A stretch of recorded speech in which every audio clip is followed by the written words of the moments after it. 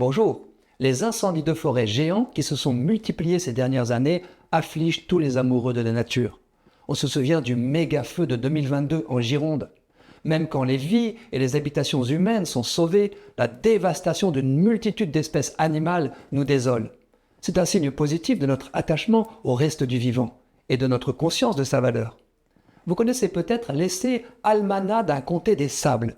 Son auteur, Aldo Leopold, est l'un des pères de la pensée écologique. Cet Américain, qui était à la fois chasseur, pêcheur et défenseur de la nature, a publié ce texte prophétique, poétique et politique en 1940. Dès la première phrase, sa lecture m'a beaucoup touché. Il y a des gens qui peuvent se passer des êtres sauvages et d'autres qui ne le peuvent pas.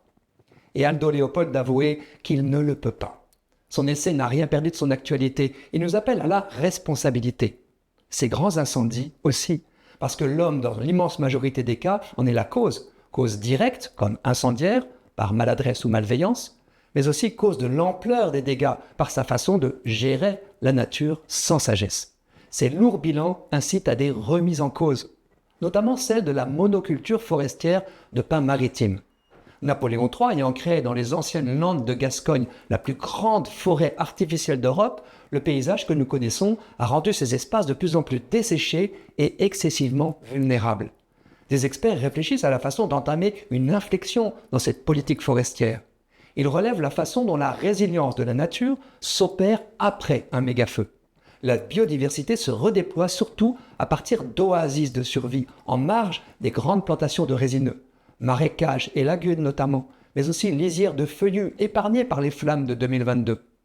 Les défenseurs des forêts en libre évolution, c'est-à-dire sans intervention humaine, soulignent qu'en 2012, le puissant incendie qui ravageait l'île de Gomera, aux Canaries, s'est arrêté net là où commençait la forêt primaire.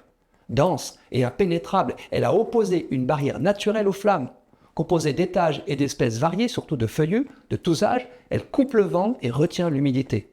On ne va pas du jour au lendemain faire basculer la sylviculture des Landes en agroforesterie, mais quelques pionniers tentent de démontrer qu'une alternative est possible. Ils vantent une forêt multifonctionnelle, conciliant la production de bois avec un paysage en mosaïque, facteur de biodiversité.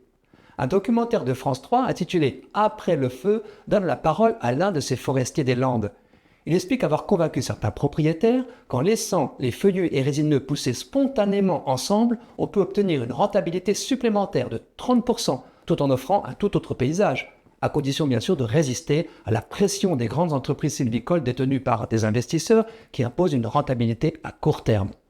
Si le feu dévastateur pouvait déclencher une prise de conscience qu'il faut relâcher notre emprise sur la nature pour la laisser exprimer sa résilience, ce serait une bonne nouvelle.